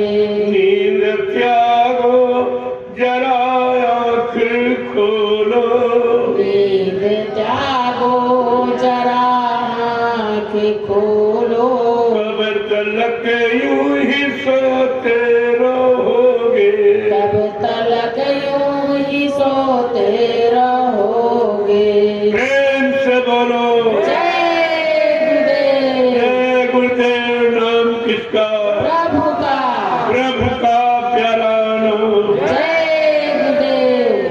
ग्रामवासियों, धर्म प्रेमियों, सत्संगी प्रेमी जनों, बड़ा जीव का सौभाग्य होता है तब ये वचन सुनने को मिलते हैं। ये संत वचन ऐसे नहीं होते। करोड़ों जन्मों की तपस्या, करोड़ों जन्मों के पुण्य, करोड़ों जन्मों की सेवाएं जब तुम्हारी एकत्र हो जाती तब ये पावन पवित्र घड़ी संत महापुरुष के वचनों की, जो तुमको सब तरफ से बचाने का काम करती, ये तब वो स्वामी जी महाराज ने इशारा करके आपको जानकारी दिया कि पुण्य पुंज बिन मिलही न संता, और संत बिना सूझे नहीं पंथा। बिना पुण्य कर्मों के संत महात्मा नहीं मिलते। ये पुण्य कर्म आपको क्यों सिखाए? पूजा करो, पाठ करो, तीर्थ करो, व्रत करो, हवन जब तब गंगा स्नान, ये क्यों कराए? इधर शरीर इंद्रियों से शुभ कर्म, पुण्य कर्म, नेक कर्म, अच्छे कर्म करोगे तो तुम्हारा तन शुद्ध होगा, तुम्हारा मन शुद्ध होगा, तुम्हारी इंद्रियां शुद्ध होगी, तुम्हारा खान पान शुद्ध होगा, तुम्हारी संग सोबत शुद्ध होगी और तुम्हारे कर्म शुद्ध। इतना जब आप करोगे तब तुम संत महात्माओं को पहचान सकते। उनकी पहचान के लिए कराया गया कि उन्हें मालूम है कि आगे सच आ रहा, कलयुग में परेशानी मुसीबत आपत्तियों को दूर करने के लिए संत महापुरुष आएंगे, तो उनको ये जीव कैसे पहचानेंगे? इसलिए आपको ये पुण्य कर्म सिखाया है और इसका लाभ किसी ने आज तक आपको नहीं बताया। कई शरीर इंद्रियों से करोगे तो शरीर इंद्रियों को लाभ मिलेगा और आत्मा से करोगे तो आत्मा को लाभ मिलेगा। ये तो सीधी बात। जो शरीर इंद्रियों से आज तक आपने पूजा पाठ, तीर्थ व्रत, दान होम, गंगा स्नान किया, उससे क्या मिला? मान मिला, सामान मिला और सम्मान मिला। अगर आत्मा से भजन करोगे तो भगवान मिलेगा। ये भगवान पाने वाला, ये सामान पाने वाला, चाहे दोनों कर लो, वो तो तुम्हारे करने पर निर्भर। ये आप दोनों करते हो कि एक करते हो? देखो सब बिल्कुल खड़ा लिखा हुआ, उसमें कोई पर्दा नहीं डाला। तो संत महापुरुष सारे पर्दों को उठाने आते, सारे जिंदगी को उठाने निकालने आते, और तुम उनको पहचानते भी नहीं। तुम्हारे पास कोई पहचान नहीं, केवल दाढ़ी वाले की पहचान होती। ये कोई पहचान जो शरीर के ऊपर की, ये तो ऊपर दाढ़ी वाले, अंदर क्या क्या, ये तो अंदर में जो तुम्हारे अंदर है, उस अंदर को वो जानते कि नहीं जानते? जो तुम्हारे अंदर के को जानता है वो तुम्हारा सब काम करता है। अगर नहीं जानता है तो तुम्हारा क्या अपना नहीं कर पाएगा, तुम्हारा क्या? क्योंकि जो उसके अंदर वही तुम्हारे मन बुद्धि चित्त तुम्हारे अंदर वही उसके अंदर, आत्मा तुम्हारे अंदर वही आत्मा उसके अंदर। लेकिन अगर उसने अपने मन बुद्धि चित्त को रोक लिया है, आत्मा को जगा लिया, वो तुम्हारा ये सब काम कर दिया। अगर उसने अपना काम नहीं किया तो तुम्हारा काम कैसे करेगा? ये सब जानकारी आपको रखनी चाहिए। अब आप जानकारी क्यों नहीं रख पाए? क्योंकि आपका खान पान खराब। ये मेन मुद्दा है शाकाहार। अगर आप शाकाहारी हो जाओ तो तमाम परेशानी से शाकाहारी हो जाओगे, बीमारियों से बच जाओ। कोई बीमारी तुम्हारे घर में नहीं आएगी अगर आप लोग शाकाहारी हो। नहीं तो बीमारी तो आगे तैयार है। नहीं मानोगे तो तुम जानो, तुम्हारा काम जाने। लेकिन आप ये नहीं कर सकते। हमारे गांव कोई आ रहा है, हमको किसी ने बताया नहीं, किसी ने समझाया नहीं, ये आप नहीं। और ये शिक्षा मुफ्त निःशुल्क दी, उसके बदले आपसे कोई इच्छा नहीं रखी। ये तो आपको ध्यान में रखना चाहिए। आज कलयुग में बगैर स्वार्थ के कोई कदम नहीं देता। फिर ये परमार्थी संदेश आपको क्यों दिया जाए? तुम्हारे लाभ के लिए क्यों कहा जा रहा कि आपको देना नहीं है, लेना? अभी तक लेने वाले आए, देने वाला कोई नहीं आया। अब एक अवसर आपको जीवन मिल रहा है कि देने वाला आया और बदले में आपसे कुछ लेने वाला नहीं। तो वो कितनी बड़ी बात है और आपको इस पर विचार करना चाहिए। लेकिन तुमने कोई विचार नहीं किया और आपको आना पड़ेगा। ये मत सोचो कि हम सुनेंगे नहीं, हम मानेंगे नहीं, कुदरत तुमको मजबूत कर देगी। बाबा जी ने पहले ही कहा था, अभी महात्मा समझा रहे, सब तरह से मना रहे, पाप कर्मों से माफी दिला रहे।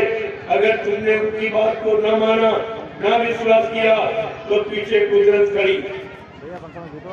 एक लपड़ थप्पड़ में 20 करोड़ का मारा न्यारा सेकेंडों में कर दिया।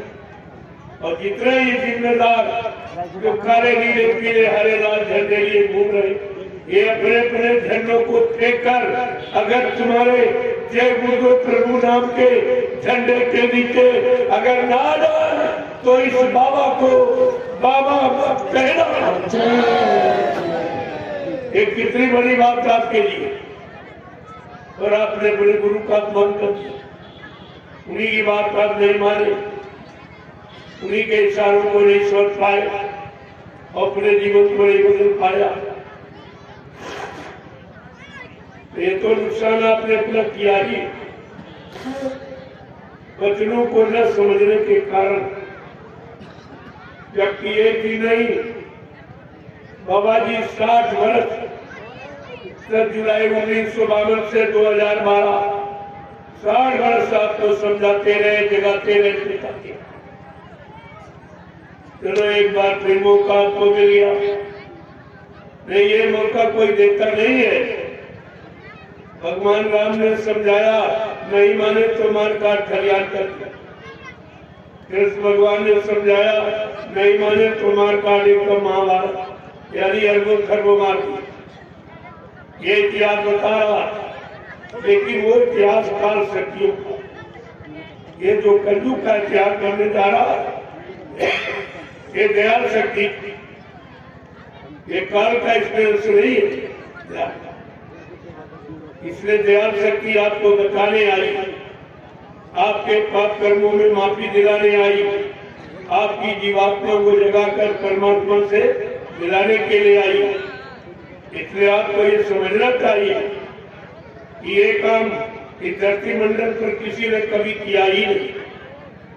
इस कलयुग में कबीर साहब से लेकर हजारों संत आए, लेकिन ये वादा किसी ने नहीं किया। नामदान भी सबने दिया, लेकिन ये वादा नहीं किया कि जिनको मैं नामदान दे रहा हूँ, जब तक इनकी जीवात्मा को परमात्मा से नहीं मिला दूंगा, घर नहीं पहुंचा दूंगा, तब तक मैं मानव शरीर को छोड़ के जाने वाला नहीं हूँ। ये वादा किसी का नहीं, ये केवल समर्थ मालिक का। और आप अपने मालिक के वादे को नहीं समझ पाए जो तुम्हारी जीवात्मा के लिए किया, तुम्हारे भले और कल्याण के लिए किया, वो भी तो तुम नहीं समझ पाए। तो इसीलिए आवाज से एक ही प्रार्थना है कि आप साकार हमारी प्रार्थना स्वीकार करो। आप साकार आगे समय बहुत खराब, अपने आप को अपने परिवार को बचा लो, इन बच्चों पर रहम करो, ये कुदरत के मार्ग में जाने लगा, नहीं कुछ नहीं बचेगा। ये आप समझ लो, कुछ बचेगा नहीं, क्योंकि ये धरती मां नाराज हो गई। जैसे माँ की गोदी में पलने वाला बच्चा, अगर मासूम बच्चों को कोई मारे काटे सताए, तो माँ के दिल पर क्या गुजरेगी, क्या बीतेगी। कभी आपने सोचा, आज ये धरती माँ की गोदी में पलने वाले जीव, जिनको निर्दोष बेगुना मारा काटा सताया जा रहा, अगर ये धरती माँ नाराज हो गई, अगर कई जने करवट ले ली, तो ये सब रसातल में चला जाएगा, ये कुछ नहीं बचेगा। इसलिए ऐसा कोई काम मत करो जिससे धरती मां नाराज हो। उस पर तरस खाओ। संत रविदास जी जो मीराबाई के गुरु थे, सैकड़ों साल पहले आए थे, उन्होंने अपनी ज्ञान पोथी में एक भविष्यवाणी लिखी महापुरुष के प्रति। वो महापुरुष कौन है जिसके बारे में वही संत रविदास जी ने कहा कि भारत में अवतारी होगा जो अर्थ विस्मयकारी होगा, ज्ञानी और विज्ञानी होगा, वो अद्भुत सेनानी होगा, अनोखा सेनानी न भाला बच्ची तीर तमंचा चलाएगा, न बम डालेगा, केवल अपनी वैचारिक क्रांति के द्वारा देश दुनिया में परिवर्तन करके दिखा देगा। ऐसा अनोखा विलक्षण स्तुति जिसके लिए रमजान जी पहले और कहते वो सम्राट मालिक अनोखी एक लीला करेगा। कौन सी लीला? क्या लिखा उन्होंने? जीते भी कई बार मरेगा, जीते भी कई बार मरेगा और छंदम भेष में वो बिचरेगा। देश बचाने के लिए होगा एक आवाहन, युग परिवर्तन के लिए चले प्रबल तूफान, तीनों ओर से होगा हमला, देश के अंदर त्वरी घपला, सभी तरफ कोराम मचेगा, कैसे हिंदुस्तान बचेगा। आगे रविदास जी बहुत बड़ा इशारा कर रहे हैं कि जिसने भारत मां सताई और जिसने इसकी कली लुटाई, कौन कौन इस भारत मां को किसने लूटा? नेता, मंत्री और अधिकारी। एक दिन जान बचाना होगा भारी, ये जोर सब मैदान भागेंगे, अपने अपने घरों में छिपेंगे, लेकिन वो महापुरुष क्या करेगा? ढूंढ ढूंढ कर बदला लेगा, सब हिसाब चुकता कर देगा। कोई बचने वाला नहीं है। जो लोग पेट गुमान कर रहे हैं कि हमने संगत लूट ली, सत्संगी का पैसा लूट लिया, आश्रम का पैसा लूट लिया, ये कोई छिपे बचने वाले नहीं। बाबा जी ने पहले ही कहा, मैंने एक ऐसा जाल बना के रखा जिसमें छोटी बड़ी कोई मछली नहीं बचेगी जो फंसे न। तुम सारे महात्माओं के जानते हैं और सब कुछ कह देंगे और समझ में आपको कुछ नहीं, तो कैसे बचेगा? आप चिंता मत कीजिए, थोड़े समय का इंतजार करिए। अब ज्यादा समय नहीं रह गया है, थोड़ा इंतजार कर लीजिए आप। और जो जो ये कहा गया और कहा जाएगा, ये सब सामने तुम्हारे आ जाएगा, सब सामने आ जाएगा। तब आप मान लेना हमें कोई जल्दी नहीं, हमें बनाने की बिल्कुल जल्दी नहीं। हमें आपको समझाने और दोहराने और बताने, याद कराने की जल्दी जरूर, लेकिन मनाने की बिल्कुल जल्दी नहीं, क्योंकि मनाने के लिए कुदरत खड़ी, वो सबको मना देगी, देर नहीं लगेगा। तो इसलिए अब आप धर्मात्मा महात्मा नहीं बन पाए, त्यागी तपस्वी चरित्रवान नहीं बन पाए, तो शाकाहारी बन जाओ। शाकाहारी बनने में बाबा जी तुम्हारी तरफ से कुदरत को बना ले, तुम्हारे पर अपराध नहीं, जुर्म नहीं होगा। लेकिन नहीं माने तो फिर तुम जानो तुम्हारा काम जाने। जय गुरुदेव, जय गुरुदेव, जय गुरुदेव, जय गुरुदेव। जय गुरुदेव। नाम किसका? प्रभु का, जय गुरुदेव। नाम किसका? प्रभु का, प्रभु का प्यारा नाम। जय गुरुदेव। और सब लोग खड़े हो जाओ, खड़े हो जाओ आप लोग। बहुत देर से बैठे रवियों, खड़े होने का मतलब, खड़े तो आप रोज ही होते और बैठते भी रोज, लेकिन मतलब नहीं समझ पाए अभी तक। खड़े होने का मतलब अच्छे सच्चे काम को करने के लिए खड़े, और बैठो तब भजन पूजन के लिए। ऐसे व्यर्थ में बैठना में पूरा जीवन गंवा दिया, कुछ नहीं कर पाए। अब जरा समझ जाओ, अच्छे सच्चे काम के लिए निकल पड़ो, और जब बैठो भजन पूजन के लिए, वहाँ झुको जहाँ कुछ मिले। पहुंचने वाला है, ठीक है, डोंट टच मी। ये तीन स्थितियां शरीर की है, खड़ा होना, बैठना और झुकना। और तीन स्थितियां अभी तक आप नहीं समझ पाए हो। जब शरीर की तीन स्थितियां बाहर की आप नहीं समझ पाए हो, और इसी शरीर के अंदर तुम्हारी जीवात्मा बैठी, फिर उसके बारे में कैसे सोच पाओ? कभी बाहर नहीं समझ पाए तो अंदर में कैसे?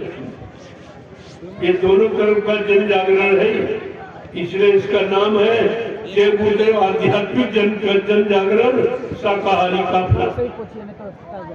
ये आपके बीच में आया है, आप सबके हित भले का काम कर और आपको आपत्ति मुसीबत बीमारियों से बचाने के लिए महाप्रसाद किया। अब आप उसको दे दीजिए।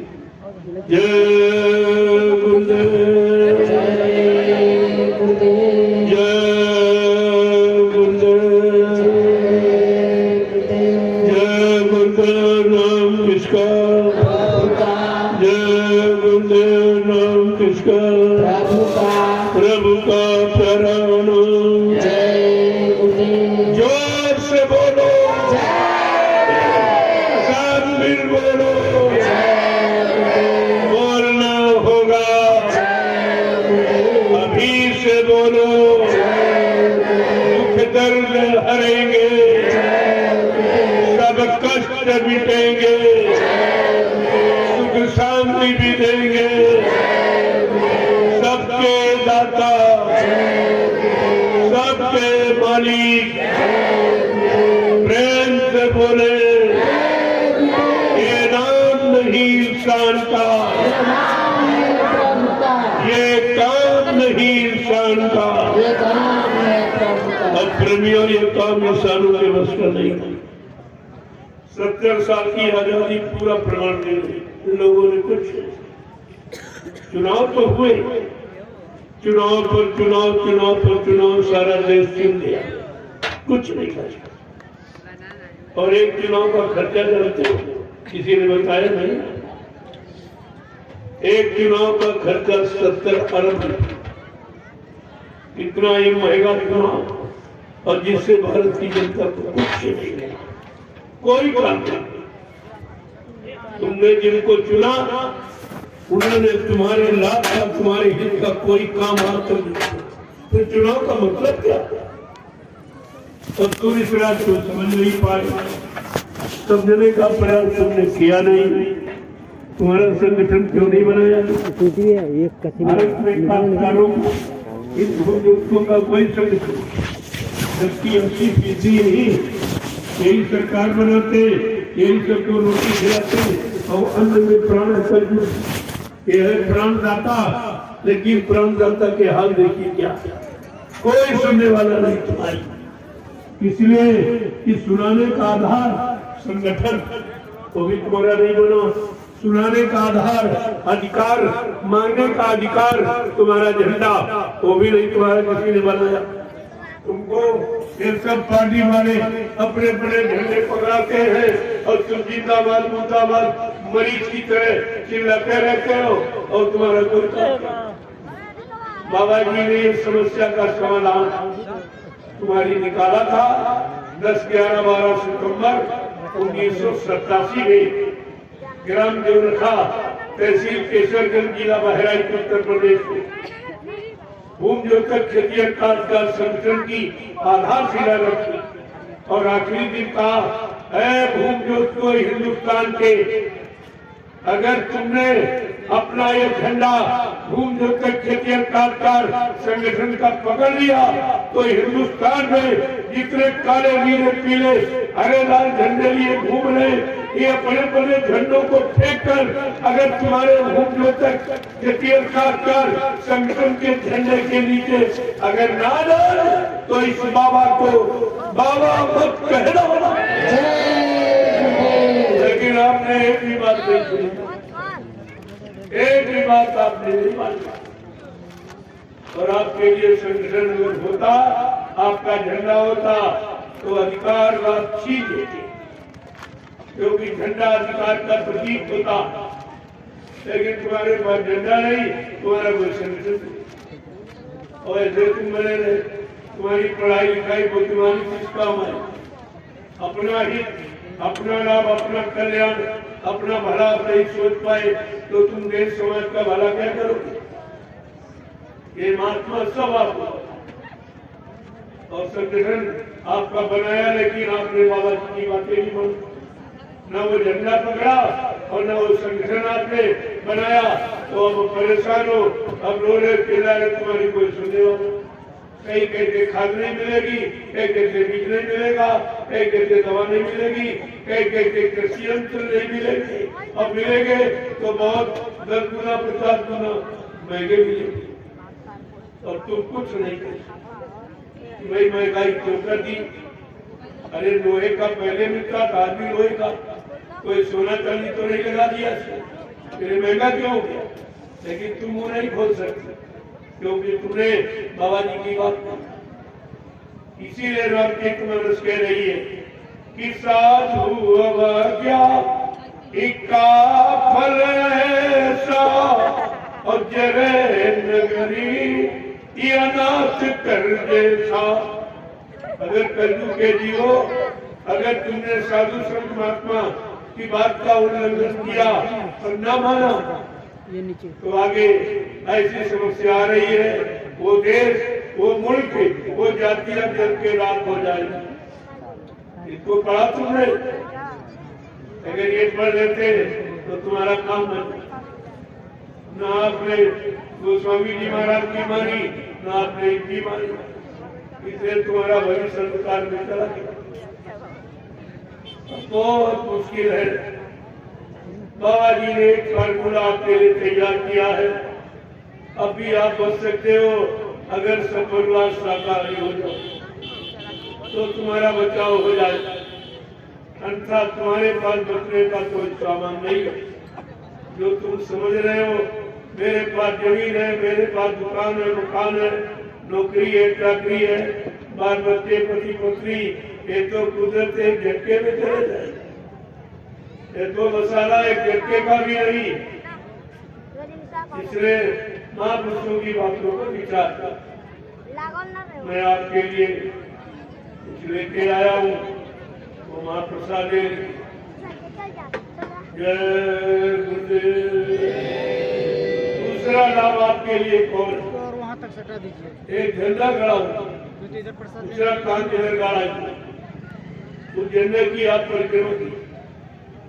तुम्हारा बहुत प्रेम किसी को परेशान कर रहा हो, लेकिन झंडे के पास जाके ये संकल्प लेना पड़ेगा कि आज से मैं पूर्ण शाकाहारी हूँ। अंडे, शराब को मांस मछली से दूर, निंदा आलोचना बुराई क्रिटिसाइज से दूर, दूसरे के धन स्त्री पति से दूर। ये परहेज है, मैं पहले ही बताया देता हूँ। अगर आप परहेज करोगे, मैं दावे के साथ आपके बीच में कह जा रहा हूँ, ये जय गुरुदेव नाम प्रभु का आपकी पूरी मदद करेगी।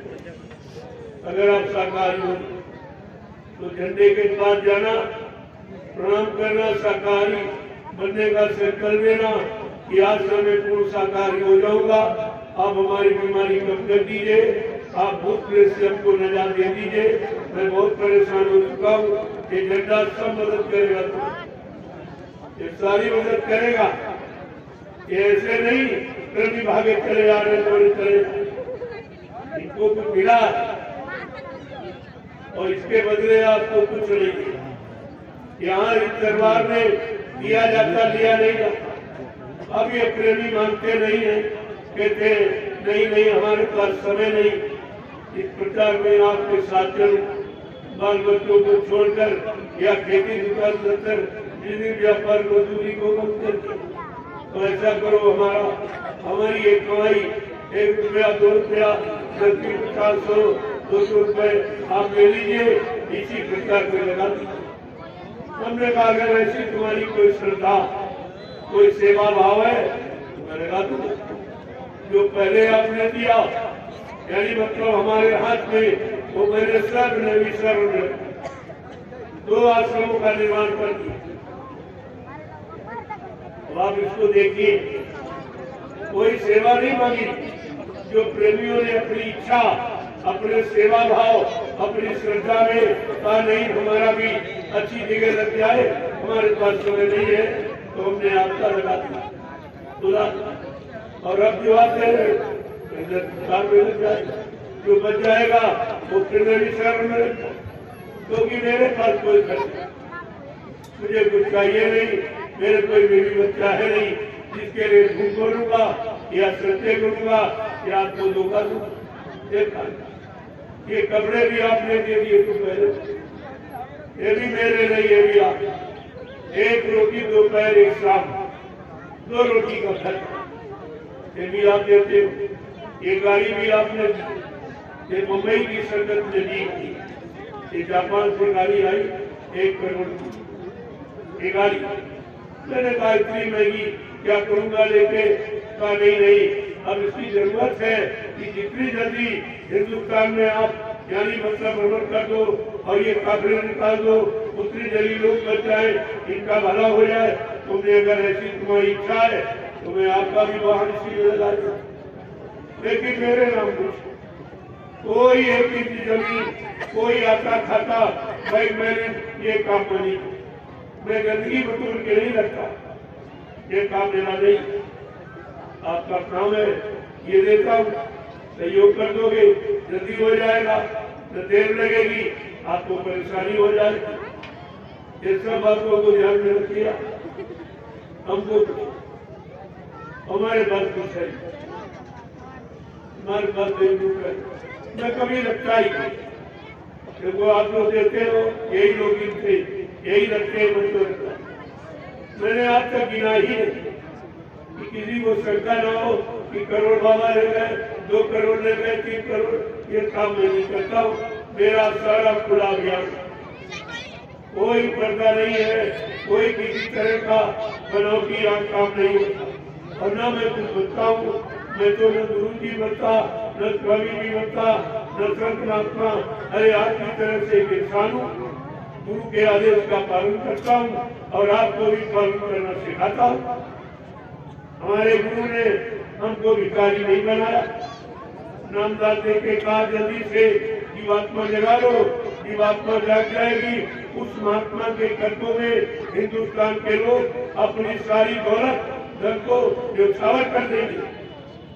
रवि ने कैसा मत, इसलिए हमको मैं क्या करूँगा, मेरा कोई खर्चे नहीं, मैं चलूँ, आप ये देते हो तो इसी प्रकार प्रसाद में लगा दो, क्योंकि आप जा नहीं पाए हो तो आपको भी लाभ मिल जाए। भाई तुम्हारा धन अगर अच्छी जगह लगेगा, जन जागरण में कितने जीव बच जाए, कितने शाकाहारी बन जाए, कुदरत की मार से बच जाए, तो तुमको भी लाभ मिलेगा। ईश्वर इसी में खर्च जो बच जाएगा वो उधर में ही शरण में जमीन दी जाएगी, क्योंकि अब भारी संख्या में लोग जा रहे हैं बड़े बड़े कार्यक्रमों में, उनको कहाँ बैठा ये सब आपके लिए। मैं क्या मुझे तो एक झोपड़ी चाहिए, हमारी पहचान झोपड़ी है, जहाँ जाता हूँ झोपड़ी करके बना दी और कुछ नहीं, झोपड़ी बना दी, आप देख भी रहे। अब तो ये सब जान गए कि हिंदुस्तान में केवल एक महात्मा जो झोपड़ी में रहता है, बाकी स्वदेशी और पूरन में रहते, महलों में रहते, वो कोई झोपड़ी में रहना पसंद नहीं कर रहा। तेरी जानकारी लोगों को हो गई, केवल हिंदुस्तान में एक महात्मा ऐसा है जो झोपड़ी में रहता है, और यहाँ वहाँ कहीं आप चले जाओ हमारी झोपड़ी ही पाओगे, मेरी पहचान है। जय गुरुदेव। अब आप लोग लाइन से खड़े हो जाओ, ये महाप्रसाद जो तुम्हारे लिए बना के लाया, मिला दीजिए, इलायची लाना, इसको संभाल के रखना। इमरजेंसी में जब कहीं मदद तुम्हारी न करे, पहले तुम देवी देवताओं को याद करो जिनको पूछते हो, हमारे यहाँ कोई आलोचना नहीं है। जब तुम्हारी मदद कोई न करे और सब तरफ से आप बिल्कुल निराश हो जाए, तब आप जय गुरुदेव नाम की मदद लेंगे, जय गुरुदेव, तो सब पता चल जाएगा कि समय का भगवान परमात्मा खुदा का नाम क्या है, ये खुद ही पता चल जाए। अरे नाम वही जो काम करे, जो काम न करे तो नाम किस बात का। इसलिए अब आप यहाँ की आ जाइए, जिला अलग लगा दीजिए। अच्छा कुछ लोग परिक्रमा चालू थे जब भी कम हो जाए तो आप आ जाओ। अच्छी बात है।